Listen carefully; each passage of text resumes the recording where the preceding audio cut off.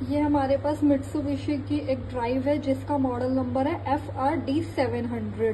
आज हम इसकी बेसिक प्रोग्रामिंग देखेंगे, जिसमें हम क्या क्या देखेंगे। इसकी मैक्सिमम फ्रीक्वेंसी कैसे सेट की जाए, मिनिमम फ्रीक्वेंसी कैसे सेट की जाए, acceleration time, D acceleration time, और इसका ऑपरेशन मोड, मतलब इसको रन और स्टॉप की कमांड हमें कीपैड से कैसे दे और हम एक्सटर्नल मोड के थ्रू कैसे दे।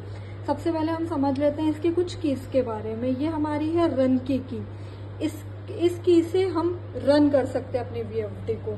ये हमारी है स्टॉप की इस की से हमारा स्टॉप कर सकते हैं। ये PU और एक्सटर्नल की, इससे हम कर सकते हैं कि हमें इसको PU मोड पे चलाना है या फिर एक्सटर्नल मोड पे। ये हमारी है सेट की इससे हम जो भी पैरामीटर या फ्रिक्वेंसी डाल रहे हैं उसको हम सेट कर सकते हैं। और ये है हमारी मोड की इससे हम इसके पैरामीटर्स में जा सकते हैं। और ये हमारा है पोटेंशियोमीटर, जिससे हम फ्रीक्वेंसी कम ज्यादा कर सकते हैं और पैरामीटर को वेरी कर सकते हैं। तो सबसे पहले हम देख लेते हैं इसकी मैक्सिमम फ्रीक्वेंसी को सेट करना। हम मोड पे गए, ये हमारा P0। अब हमें कौन सा नंबर पैरामीटर पे जाना है, P1, जो कि हमारा क्या मैक्सिमम फ्रीक्वेंसी का। यहां से हम P1 पे गए, P1 पे जाके हमने इसको सेट किया। इस पे हमारा कितनी डली है, मैक्सिमम फ्रीक्वेंसी 50। इसको हम अपने अकॉर्डिंग जितना भी हमें लेना है, 50, 60 या 60 से ज्यादा 120, 0 से 120 हर्ट्ज तक हम इसे सेट कर सकते हैं। इस पे हमने इसको सेट कर दिया। अब जो 2 नंबर पैरामीटर है वो हमारा है मिनिमम फ्रीक्वेंसी का, ठीक है। तो 2 नंबर पैरामीटर पे हमने इसको सेट किया, ये हमने 0 सेट कर दिया। इसको भी हम अपने अकॉर्डिंग, मतलब जो मोटर को शुरू करने के लिए फ्रीक्वेंसी है उसको सेट करना है। यहाँ पे हमें इसको हम 0 से लेकर इसको भी हम 120 हर्ट्ज तक सेट कर सकते हैं।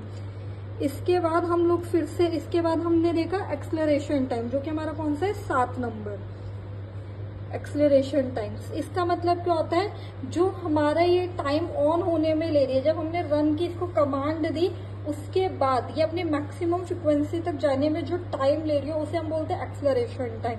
इसे हम अपने अकॉर्डिंग जितना हमें चाहिए वो सेट कर सकते हैं। जैसे यहाँ पे 1.0 सेट, अगर हम इसको बढ़ाना चाहें तो इससे हम बढ़ा सकते हैं और यहाँ पे हम सेट कर सकते हैं, ठीक है।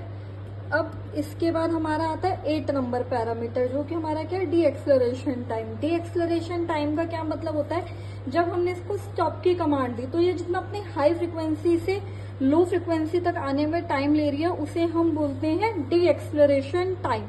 तो इसे भी हमने सेट का बटन दबाया, इसका 1.0, इसको भी हम अपने अकॉर्डिंग जितना भी हमें चाहिए उसको वेरी कर सकते हैं। फिर हमने इसको सेट कर दिया, ठीक। अब हमने क्या करा, इसका ऑपरेशन मोड सिलेक्शन। अब हम किसके गए, 79 नंबर पैरामीटर पे सेट किया। इसमें क्या है, अगर हम इस पे 0 सेलेक्ट करते हैं तो हम इसको इस बटन से PU एक्सटर्नल मोड, जिस पे भी हम चाहे उस पे हम वेरी कर सकते हैं। 1 सेलेक्ट करते हैं तो इसका मतलब क्या हुआ कि हमें सिर्फ कीपैड से चलाना है। 2 नंबर सेलेक्ट किया तो मतलब क्या हुआ, इसको हमें एक्सटर्नल मोड से चलाना है। अब हम क्या करते हैं, स्विच ओवर मोड पे करते हैं कि अगर हम ये वाला बटन दबाएं तो PU पे आ जाए, और फिर से अगर PU पे मतलब कीपैड पे आ जाए और EXT पे करना हो तो वो एक्सटर्नल पे चला जाए। इसको हमने 0 सेट कर दिया। अब हम यहाँ से मोड से फिर से बाहर आ जाते हैं। अब ये PU पे है, इसको हम रन की कमांड देते हैं। रन की कमांड दी, ये रन हो गई है हमारी, ठीक। अब हम इसके देखते हैं ये वोल्टेज कितना बना रही है।